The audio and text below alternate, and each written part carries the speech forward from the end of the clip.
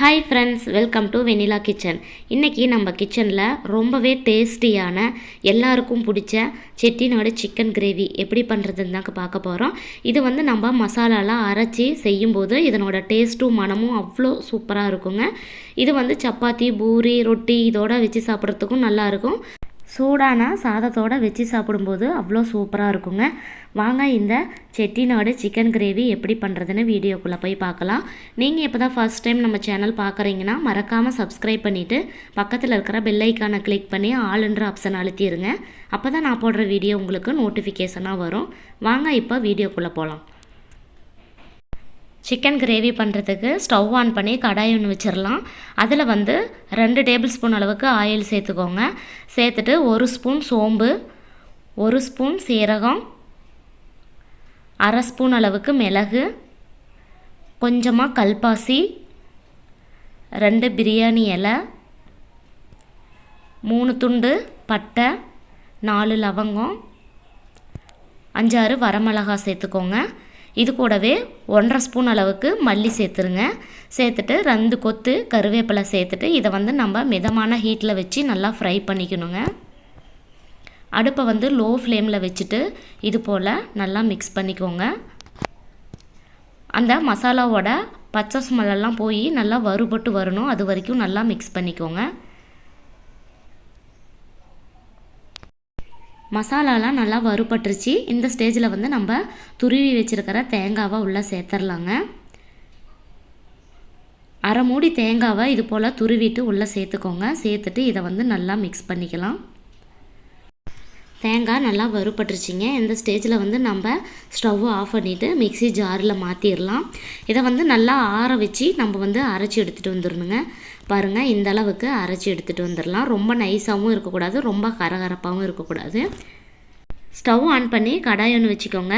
அதில் 2லேருந்து 3 table spoon அளவுக்கு oil சேர்த்துட்டு அது கூட ஆயில் நல்லா ஹீட் ஆன பிறகு 2 ஏலக்காய், 2 லவங்கம், 2 பிரியாணி இலை, கொஞ்சமாக அரை ஸ்பூன் அளவுக்கு சோம்பு சேர்த்துட்டு நல்லா பொரிஞ்சு வந்த பிறகு சின்ன வெங்காயத்தை கட் பண்ணிவிட்டு உள்ளே சேர்த்துக்கோங்க. மீடியம் சைஸில் 2 சின்ன வெங்காயம் இது போல் பொடியாக கட் பண்ணிவிட்டு உள்ளே சேர்த்துட்டு இதை நல்லா நம்ம ஃப்ரை பண்ணிக்கலாங்க. வெங்காயம் நல்லா கண்ணாடி பதத்துக்கு நல்லா வெந்து வரணுங்க. அது வரைக்கும் நல்லா அடுப்பை மீடியம் ஹீட்டில் வச்சுட்டு நல்லா மிக்ஸ் பண்ணிக்கோங்க. வெங்காயம் ஓரளவுக்கு நல்லா வதங்கிருச்சிங்க. இந்த ஸ்டேஜில் நம்ம கட் பண்ணி வச்சுருக்கிற தக்காளியை உள்ளே சேர்த்துடலாம். மீடியம் சைஸில் 2 தக்காளி எடுத்து இது போல் பொடியாக கட் பண்ணி வச்சுருக்கிறேங்க. இதை உள்ளே சேர்த்துட்டு நல்லா மிக்ஸ் பண்ணிக்கோங்க. அடுப்பை மீடியம் ஹீட்லேயே வச்சுக்கோங்க. வச்சுட்டு இது போல் நல்லா மிக்ஸ் பண்ணிவிட்டு வெங்காயம் தக்காளியெல்லாம் நல்லா வதங்கி வரணும், அது வரைக்கும் நல்லா வதக்கிக்கலாம். பாருங்கள், தக்காளி ஓரளவுக்கு நல்லா வதங்கி வந்துருச்சு. இந்த ஸ்டேஜில் நம்ம கொஞ்சமாக மசாலா உள்ளே சேர்த்துடலாங்க. அரை ஸ்பூன் மல்லித்தூள், அரை ஸ்பூன் மிளகாய்த்தூள், கொஞ்சமாக மஞ்சத்தூள், தேவையான அளவு உப்பு சேர்த்துட்டு இதை நல்லா மிக்ஸ் பண்ணிக்கோங்க. நம்ம மசாலாலாம் அரைச்சி சேர்க்க போகிறதுனால வாசனைக்காக கொஞ்சமாக இது போல் சேர்த்துக்கோங்க. அப்போ தான் கொஞ்சம் வாசனையும் டேஸ்ட்டும் நல்லாயிருக்கும்.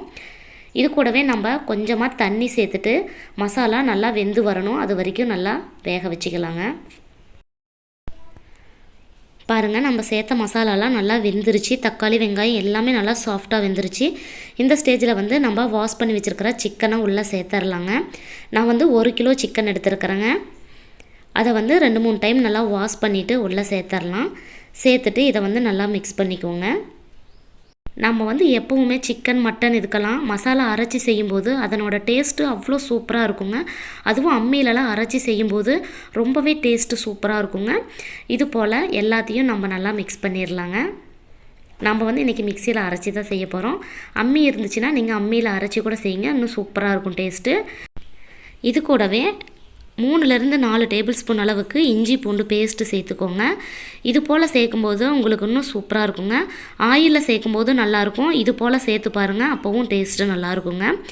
சேர்த்துட்டு இதை ஒரு டைம் நல்லா மிக்ஸ் பண்ணிக்கோங்க. இஞ்சி பூண்டோட பச்சை ஸ்மெல் போகிற வரைக்கும் எல்லாத்தையும் நல்லா மீடியம் ஹீட்டில் வச்சுட்டு நல்லா ஃப்ரை பண்ணிக்கோங்க. இப்போ நம்ம ஒரு மூடி போட்டு மூடி வச்சிடலாங்க. இது 2லேருந்து 3 நிமிஷத்துக்கு கிட்ட நல்லா வெந்து வரணும். பாருங்கள், ஓரளவுக்கு நல்லா சாஃப்டாக வெந்துருச்சு. இப்போ நம்ம அரைச்சி வச்ச பேஸ்ட்டை உள்ளே சேர்த்துடலாங்க. மசாலாலாம் வறுத்து அரைச்சிடலைங்களா, அதை வந்து உள்ளே சேர்த்துடணும். இப்போ சேர்த்துட்டு இதில் வந்து தண்ணி எதுவும் உடனே ஆட் பண்ண வேண்டாங்க. அந்த மசாலாவோடவே நல்லா மிக்ஸ் பண்ணி விடுங்க. அப்போ தான் நம்மளுக்கு அந்த சிக்கனில் அந்த மசாலாலாம் உள்ளே இறங்கி நம்மளுக்கு உள்ளேயும் நல்லா சாப்பிடும்போது நல்லா சூப்பராக இருக்குங்க. இப்போ வந்து தண்ணி எதுவும் ஆட் பண்ணாதீங்க. 1 நிமிஷத்துக்கு நல்லா ஃப்ரை பண்ணிக்கிட்டே இருங்க. அடுப்பை வந்து மீடியம் ஹீட்டில் வச்சுக்கோங்க. பாருங்கள், இந்தளவுக்கு நல்லா கொதித்து வந்த பிறகு நம்ம வந்து தண்ணி ஆட் பண்ணணுங்க. அப்போ தான் நம்மளுக்கு டேஸ்ட்டும் நல்லாயிருக்கும். இப்போ வந்து நம்ம அந்த மிக்ஸி ஜார்லேயே கொஞ்சமாக தண்ணி ஆட் பண்ணி நல்லா வாஷ் பண்ணி உள்ளே சேர்த்துர்லாங்க. சேர்த்துட்டு இதுக்கு தேவையான அளவு தண்ணி ஆட் பண்ணி நம்ம வந்து கொதிக்க வச்சிடலாம்.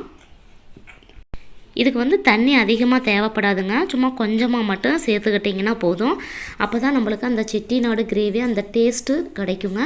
ரொம்ப தண்ணியாக இருந்துச்சுன்னா நம்மளுக்கு நல்லா இருக்காது. அதனால் கொஞ்சம் கிரேவியாகவே வச்சுக்கோங்க. இப்போ வந்து நம்ம தேவையான அளவு உப்பு இருக்கான்னு பார்த்துட்டு கொஞ்சம் போல் உப்பு சேர்த்துட்டு இதை ஒரு மூடி போட்டு மூடி வச்சு 4லேருந்து 5 நிமிஷத்துக்கு நல்லா லோ ஃப்ளேமில் வச்சு நல்லா வேக வச்சு எடுத்துக்கணுங்க. ஒரு மூடி போட்டு மூடி வச்சிடலாம். 5 மினிட்ஸ் இருக்கட்டும். 5 மினிட்ஸ் ஆயிடுச்சிங்க. ஓப்பன் பண்ணி பாருங்கள், எவ்வளோ சூப்பராக நம்மளுக்கு செட்டிநாடு சிக்கன் கிரேவி ரெடி ஆயிடுச்சுன்னு. பார்க்கும்போதே உங்களுக்கு தெரியும் நம்ம ஊற்றின எண்ணெயெல்லாம் எந்த அளவுக்கு திரிஞ்சு மேலே வந்திருக்குன்னு. இது வந்து இன்னும் கொஞ்சம் தண்ணியாக தான் இருக்குங்க. நான் வந்து இன்னும் செமி கிரேவியாக செய்ய போகிறேன். அதனால் மூடி எதுவும் மூடி வைக்காமல் இப்படியே 2லேருந்து 3 நிமிஷத்துக்கு நல்லா ஃப்ரை பண்ணும்போது நம்மளுக்கு இன்னும் அந்த தண்ணியெல்லாம் சுண்டி செமி கிரேவியாக கிடச்சிருங்க. அப்போ வந்து டேஸ்ட் இன்னும் சூப்பராக இருக்கும். இப்படியே இன்னொரு 2 நிமிஷத்துக்கு இருக்கட்டும். பாருங்கள், ரொம்பவே செமி கிரேவியாக நல்லா திக்காக வெந்து வந்துருச்சிங்க. தண்ணி எதுவும் இல்லை. சூப்பராக நம்மளுக்கு ரெடி ஆயிருச்சு. இப்போ வந்து வாசனைக்காக கொஞ்சமாக மல்லி இலைகளை தூவி நம்ம வந்து ஸ்டவ்வை ஆஃப் பண்ணிடலாங்க. அவ்வளவுதான், அட்டகாசமான செட்டிநாடு சிக்கன் கிரேவி ரெடி பண்ணியாச்சுங்க. கண்டிப்பாக நீங்கள் இது போல் ட்ரை பண்ணி பார்த்துட்டு எப்படி இருந்துச்சுன்னு ஃபீட்பேக் கமெண்ட் பாக்ஸில் எனக்கு கமெண்ட் பண்ணுங்கள். நான் செஞ்ச இந்த செட்டிநாடு சிக்கன் கிரேவி உங்களுக்கு பிடிச்சிருந்துச்சின்னா லைக் பண்ணி ஷேர் பண்ணுங்கள். மறக்காமல் வெண்ணிலா கிச்சனுக்கு சப்ஸ்கிரைப் பண்ணுங்கள். உங்கள் ஃப்ரெண்ட்ஸுக்கு நிறைய ஷேர் பண்ணுங்கள். தேங்க்யூ.